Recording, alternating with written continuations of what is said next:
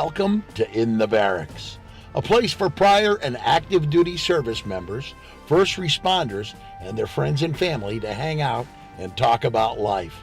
The Barracks is a place to share thoughts, ideas, accomplishments, and dreams with the goal of encouraging people to stay connected to the world and do the same for others. Hey, welcome to In the Barracks. We are happy to have Mr. Munther Massarweh here today, a Marin County restaurateur, entrepreneur, former police officer, man of many, many talents, good friend of ours, also a board member of Vets Mobile Dental Unit. And so we're happy to have you here today, joining myself, Steve Gatlin, Dr. Tim Wally, and Mr. Michael Pritchard. Welcome. Thank you very much. It's wonderful to be on. Yeah, we've all been curious, and we've been having these podcasts going and getting just kind of a wide range of topics. And obviously right now we're always circling back with like COVID status. So, what's going on in your world with your businesses? And I'm very interested, I'm sure everyone else is, how things are going to be developing. Well, I think, out there right now, what I see both in the restaurants and just in the community, it's a little bit of a bittersweet thing. People are just happy to be out and saying, being able to get out and be able to resume normal life. At the same time, everyone's still very concerned because, as all these services and businesses reopen, our number of cases are going up. So everyone's just kind of in this weary area where they're happy, and at the same time, everyone is just still very, very concerned. So I think it's going to take a little bit of time before things kind of get back to normal. And I think that we're headed in the right direction, but we still need to be very, very careful.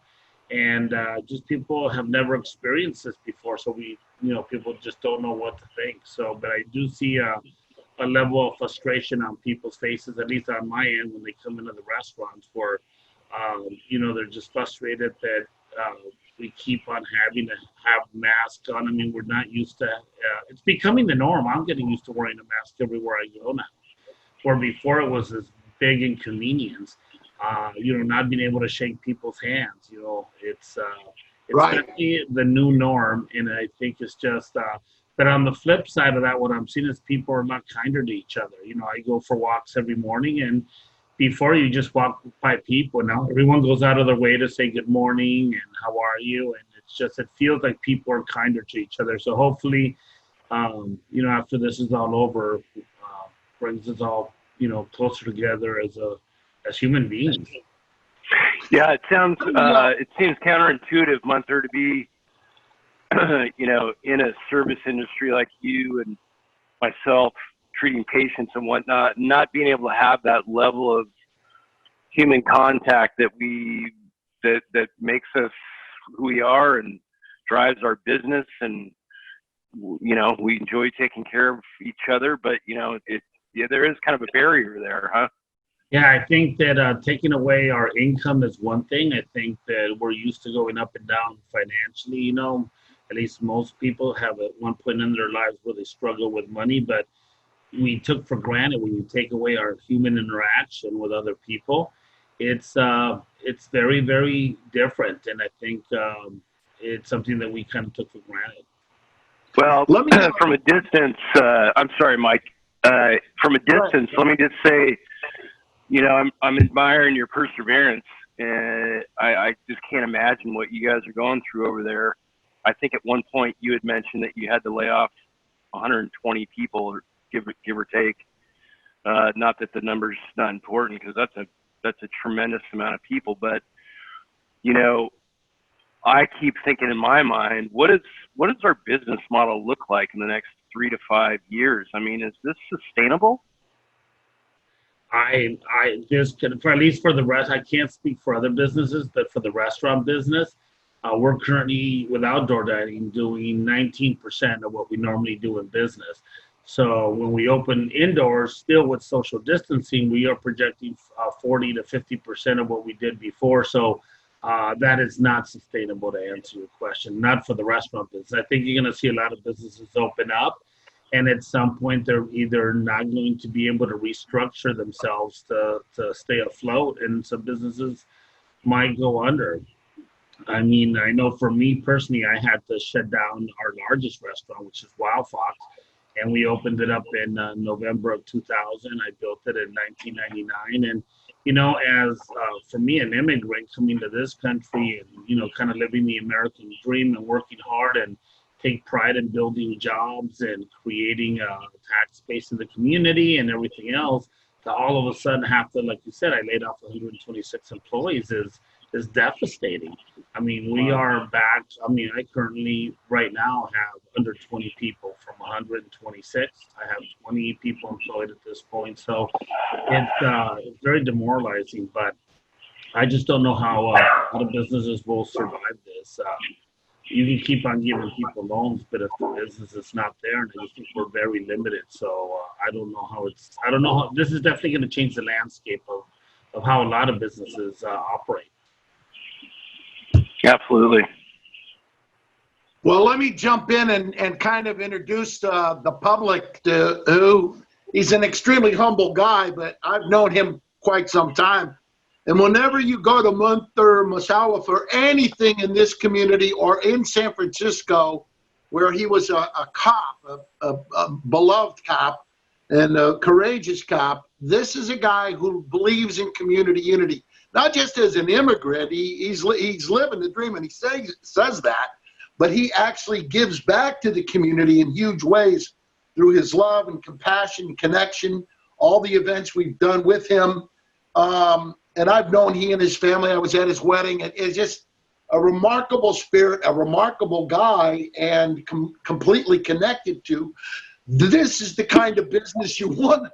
This is the kind of business person you want to support in the community and make sure he succeeds, because he's blended into community unity, love, respect, compassion, connection.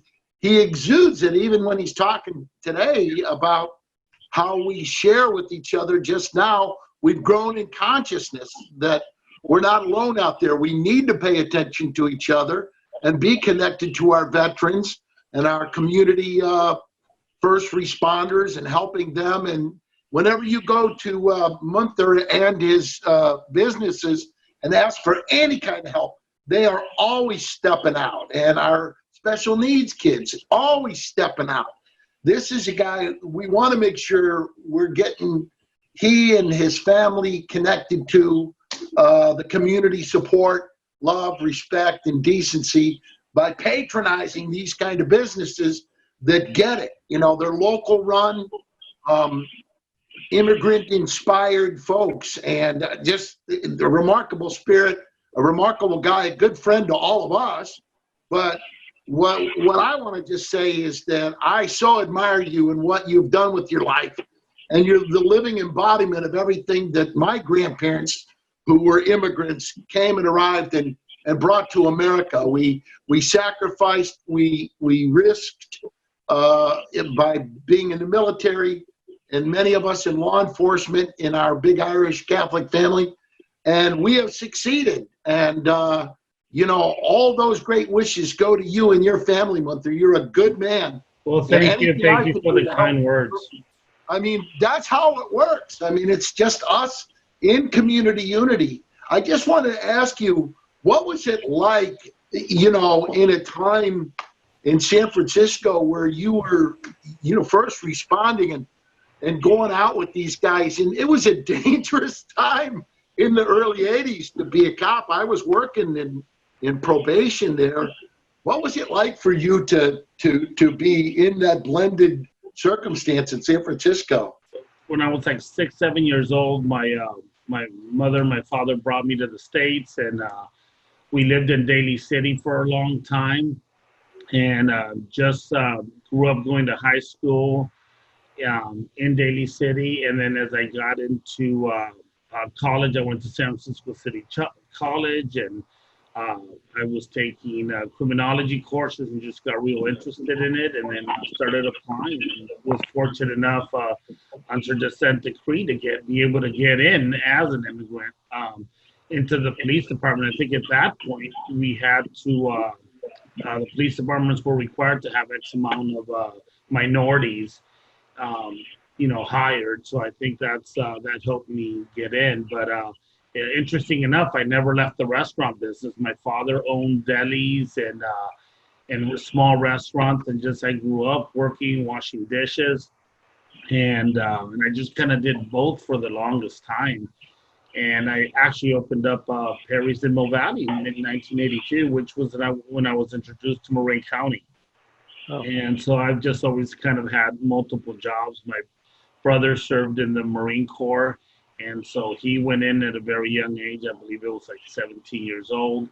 And, it's just, us here, my mother was, homemaker, never really was fortunate enough to never had to work. But just, we were actually pretty poor, but we just got by, and that's all we needed. And I've been really, really fortunate to I've just kind of worked my way through the ranks, both in the restaurant business and in the police department. And honestly, Steve, I really did and do believe in the American dream. People come to this country because they see opportunity, freedom, and I think sometimes that is taken for granted. This is a wonderful country. It's so sad that right now see it's so divided. Absolutely. And in turmoil, and hopefully we all come out of this as one, united, because, we all deserve to be here. I really believe in equality.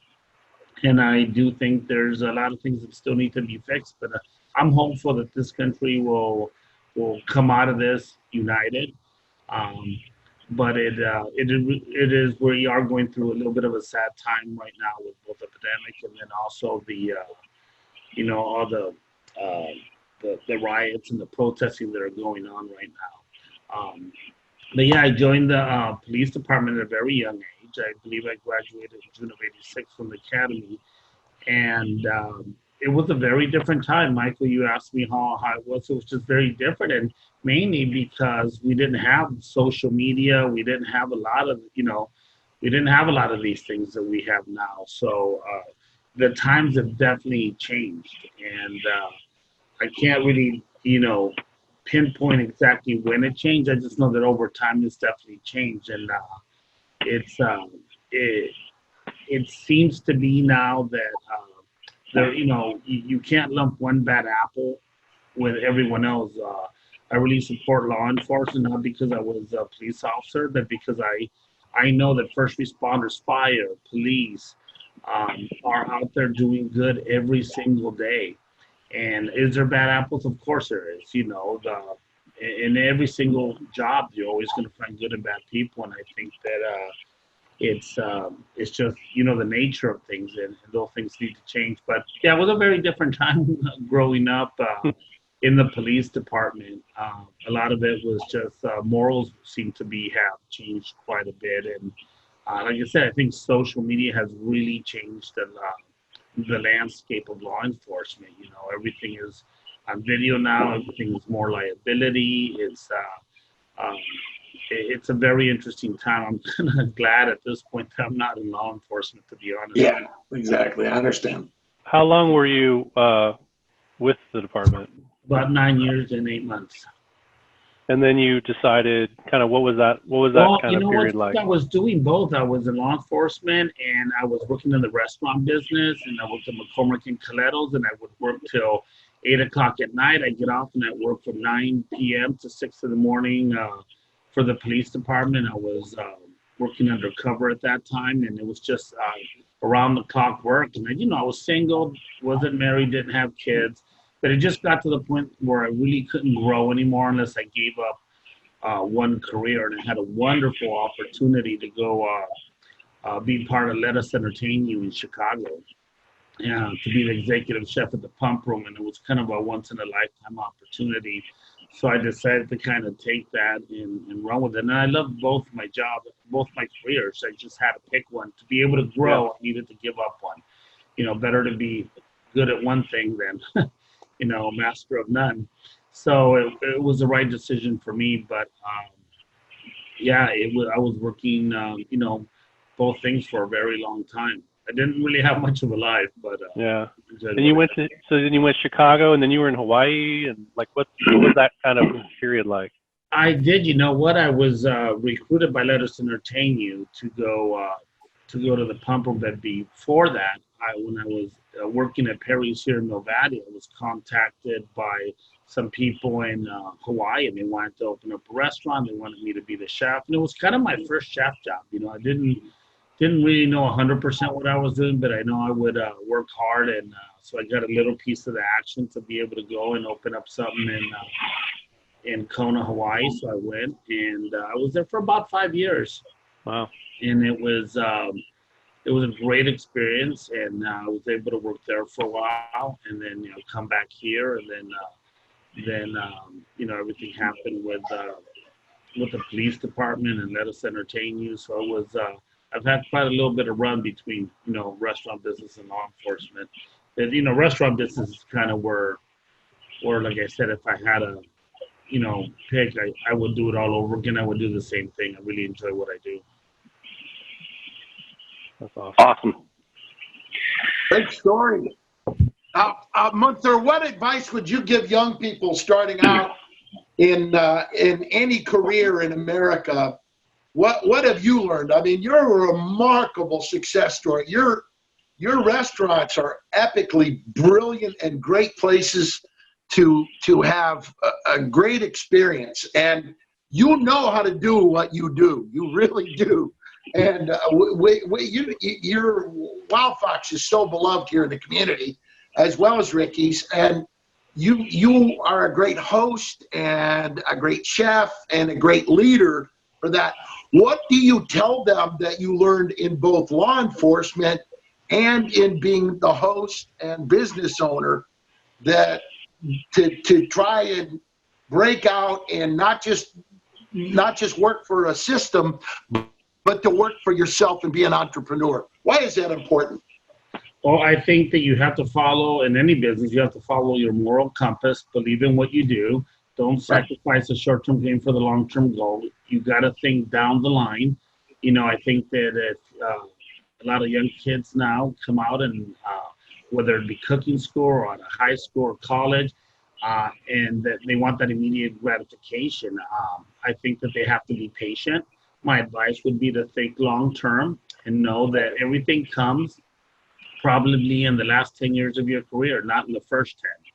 So you just got to be patient and stay the course and follow your moral compass and work hard, and don't let distractions around you happen. You just got to stay focused. That's great. That's great advice. I love the last 10 years. I'm waiting to start my last 10 years currently, but can't wait for that. Can't wait for that. It's so funny that you say that. I was just talking with my financial advisor, and we were talking about, okay, how much longer do you want to work? Well, I'm 54. I said, well, I mean, I love what I do. I don't even think of retirement, but the reality is that the next 10 years for me are probably the last stage for me, and how do I set myself up and do everything. And like I said, even my financial advisor, who's been with me for about 20 years now, right around the time I opened up Wild Fox, said these are the important times where you're going to get the rewards, the fruits of your work, as they said. And yet we kind of lined up everything, and that seems to be the formula that works. And I've talked to so many people that are successful, and I'm no genius. I just kind of, everything's kind of been done. I just kind of emulate what's already been done that's successful, and everyone kind of says the same thing. You gotta stay the course, and you'll see the fruits later on. It's like a redwood tree. When you plant it, it takes, I don't know, it's like 20 years for it to come out of the ground. But once it does, it grows at a rapid rate. So I think just being a little bit patient and staying the course and staying focused, the last 10 years will produce fruit. Yeah. Let me jump in with something there, Munther, because I don't know if you know this, but I tell this to seniors all the time. In their later years, redwood trees go through a magnificent, huge spurt. And they have never been able to explain why. But it's usually sometimes as much as 20 feet and even more in later years when they thought the growth spurts would all be done. And for you and what you've done with your life and the intelligence, narcotics, and vice cops that work for you that relied on your insights and your judgment, you know, you risked your life and would have given your life to protect the citizens in the community. You're a good man, and everything that these successes have brought you by learning to be a host have been the depth of that commitment to it. And I just blessed that next 10 years of your life that you have the contentment and respect that you've earned over the years. And we, all of us at Vets Dental Mobile Unit, thank you for your generosity, your love, your respect for us and our work and all we do to help the suffering veterans on the street who need our assistance for dental and mental health. And you're more than just a partner. You're a great leader to all of us. Well, thank you, Mike. But I got to tell you, it's very humbling to be part of the VETS organization and the mobile assistance program. It's very enlightening to see and humbling to see and be part of such a great organization. And Steve, I gotta give you and Tim just kudos. You guys took this thing and just ran with it, and it's now real, and it's you know, and Steve, you're like a pit bull chewing on a wasp. You know, you just kind of go after it, and one layer after another, and you never stop it. I'm very prideful of being and honored to be part of the organization, and it's very humbling. I was actually a little bit taken back to see how much needed it is. And I think we really need to always take care of our vets. And I'm hoping that this is just one little piece to help with that. But it is very humbling, and I'm really honored to be part of it. Well, Munther, you know, you bring a tremendous amount of wisdom and enlightenment, and we're lucky to have you, my friend. We're lucky to have you. And thanks for joining us on this journey. I think, you know, like Steve and Mike and I have talked about going forward, I think this is going to be needed even more. And we need good spirits like you on board. And I'm thrilled to have you. We're all thrilled to have you on board to help us out. Oh, it's like I said, it's a wonderful thing. And it's inspiring to see, you know, what Steve's energy. When I see him in the restaurants, he'd tell me, we're doing this, we're doing that. And he just makes it happen. And it just, it's inspiring, especially at these times when things are very sometimes, you know, gloomy. I mean, Everyone's tied up and cooped up in their house, and it's a little, you know, people get depressed.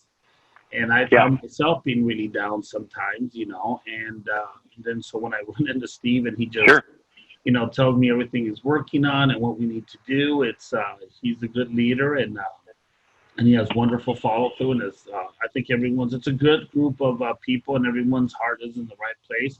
And I think the vets are very appreciative of what we're doing and what we're gonna do. Yeah, Munther, can you talk a little bit about? Well, thank you first of all for the kind words about me and Tim and the organization as well. And we've worked together, you know, starting with the United Cerebral Palsy of the North Bay as well. And you know, as I was getting to know you, and then you came on board with that event, the Wine Country Carnival. And when I say came on board, you just came on. You did more than that. You became a partner with us. And I think after the first year, you even kind of said you felt like you wouldn't not want to do that event anymore because you're, you know, the way the machine was working. And so I'm just curious, or I'd like to hear you kind of just talk a little bit about what you gain from working with nonprofits. Similar to how Mike asked you, like advice you could give to a kid or a young person. What about just people in general about what you can gain, you know, emotionally, spiritually from doing good, you know, doing good work, being involved with whatever your cause is. There's a bunch of them, you know, we all have them, but. Well, you know what, over the years, just always, I really believe in being part of the community. I really feel that it takes a village to, you know, to raise a child. And I chose to be part of the community, and the community has always given back to me. So I've always felt like I wanted to give back. What I didn't realize is the emotional part This goes way beyond business, way beyond, and I think the king of this, Michael, could even talk more than me because he's given, my God, the amount of time. And Michael, I hear your name everywhere. The things that you do are amazing, and I think that you're like my idol. When I really think of looking back, you're the time. You're so selfless. It's unbelievable. I could tell you that for me, it is a very emotional thing to be able to give back and feel like I'm part of making a difference. It's incredible. I think that when I am gone from this earth, what do you want your legacy to be? It can't be your business. It can't be what you build, buildings, money, all that stuff is gone when you're gone. What you want to leave behind is a legacy.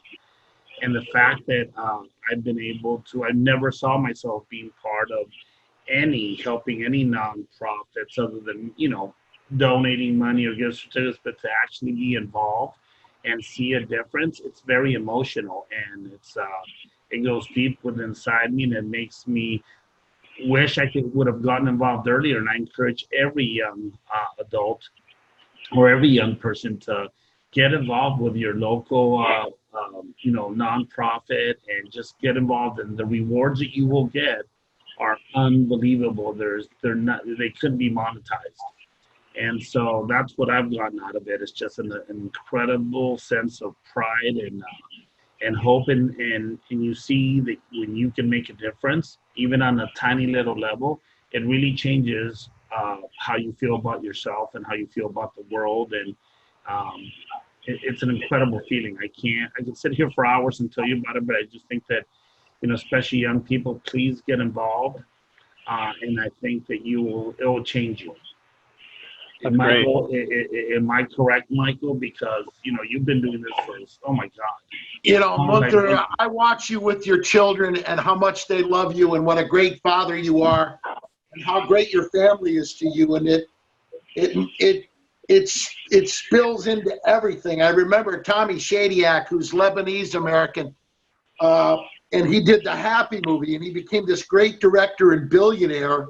And then he had a bicycle accident, and he, as you are an Arabic American, your brilliance of the emotional intelligence that you have, that Tommy Shadyac has when he was first doing comedy, then being a director, and then after his accident, he kind of got conscious and he made a movie called The Happy Movie, and he paid for it, that I'm in. And it's the one thing that you're saying is correct. One word makes us happiest throughout life, and it's compassion. When I watch you with your kids, your family, that's what you exude. You did it when you were a cop. You did it as a host and a restaurateur, as an entrepreneur, as a businessman, and now as part of our team in philanthropy. You exude everything that the American person should be personified in. If they were wise, they'd give men like you to the community and pin that the Presidential Medal of Freedom around the entrepreneur's neck and say, look, here's who to be. You arrive here in this country from whatever country, your family brings you here, and the dream of being an American is being part of something that nurtures all the good things that the community can bring together. And like you and I know, just be the medicine for a better community and a better world. And you do that. Well, thank you, Michael. I know I haven't done everything right, but I definitely try to ride my moral compass and always take the moral high road. And when I get to meet people like you guys and get to be involved with organizations like that, it really makes you feel successful, like you've accomplished something. And honestly, I think that what you're saying is it's made me a better father. It really, really has. I just think as a person, you look at your kids differently when you're involved with so many good people doing so many good things. And I think if we all just did that and more people did that, I think we live in a better world. Right. Yeah. I had a question earlier. I guess I'll circle back to it. Jumping back to the restaurant stuff a little bit, because kind of covered a lot of really great ground here. But I was curious what you're from the patron side of it. What are you? I remember when you had to shut it down in on what'd you say, March 16th? March 16th, yes. Yeah, I remember you actually saying, "Oh, I just bought like 4,000 or however many to-go containers," because you were just anticipating that from a business standpoint, like what that model would get you through, right? But as things have evolved and now are starting to open up, what are you seeing and hearing from the customers as they're starting to come back regarding just being there, being back out? I think it's kind of a little bit split. People are real happy to be out. Also, other people are going out. They're not going to go out as often right now. And I think also financially, people can't afford to go out as much as they did before. I think that takeout is definitely going to be part of our new future, especially with all, Uber Eats and all the different Grubhub and all the different services out there.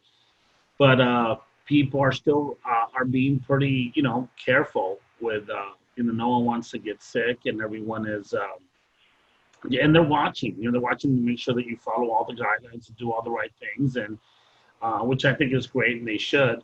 But it is a battle. It's very, very hard. I mean, we don't realize just even with a mask that when you're running around as a server or behind the line as a cook, after 5 minutes, it's very hard to have that mask on. Now imagine a 7-hour shift.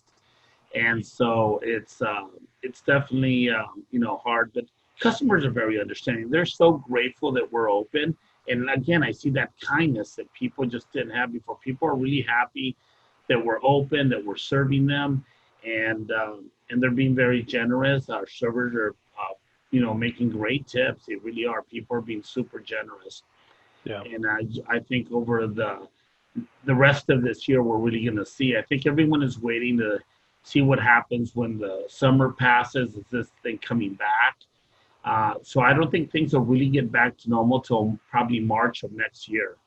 And what is normal? I don't know what normal is anymore. Like we all guess, right? We can listen to everyone on the news, but no one really knows. We're just going to have to kind of wait and see what happens. But I think it's going to change, the direction of a lot of our way of living for the next, 3 to 5 years.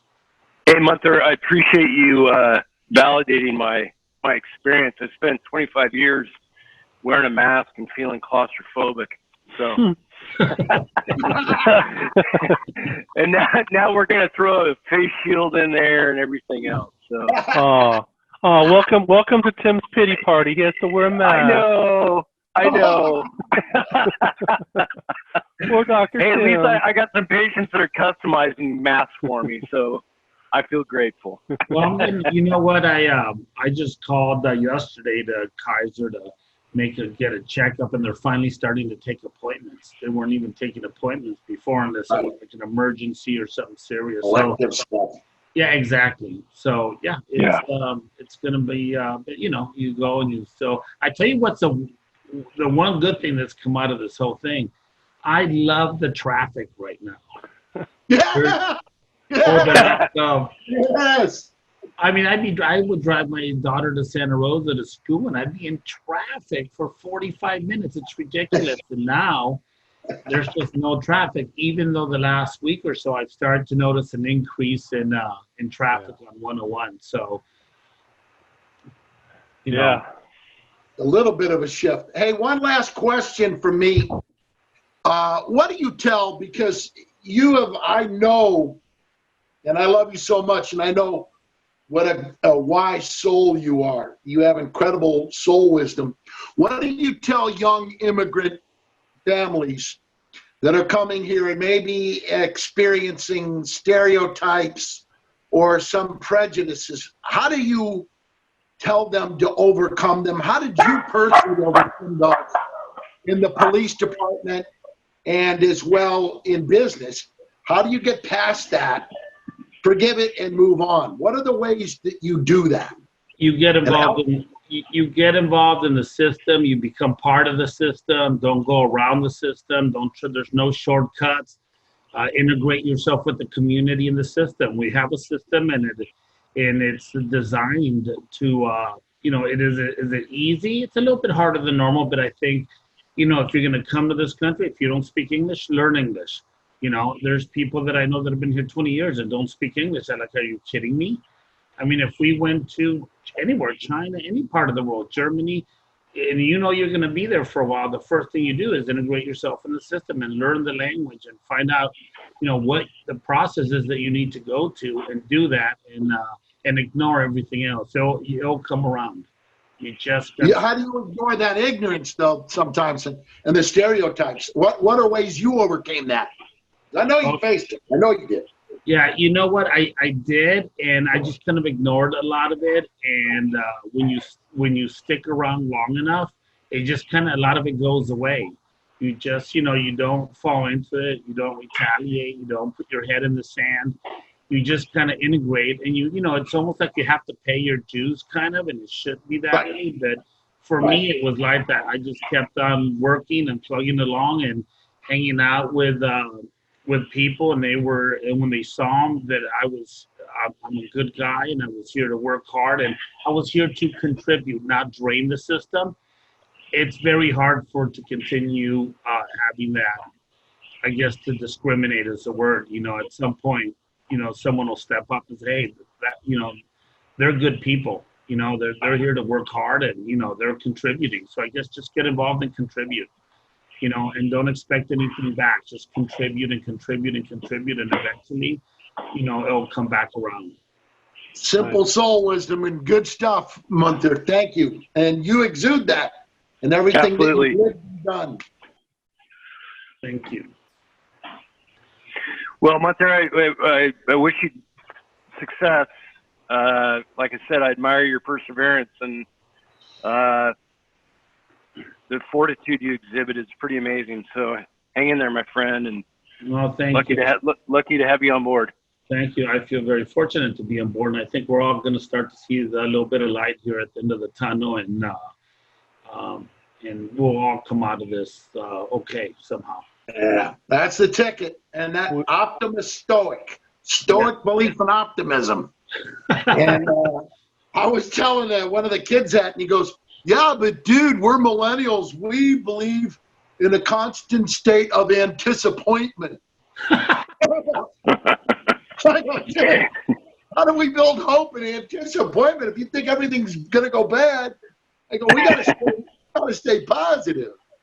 And, you know what I always tell, I was talking to some of my daughter's friends the other day, and I said, you guys need to stay focused because we're depending on you. We're depending on you to carry the torch. We're depending on you to make this a better world.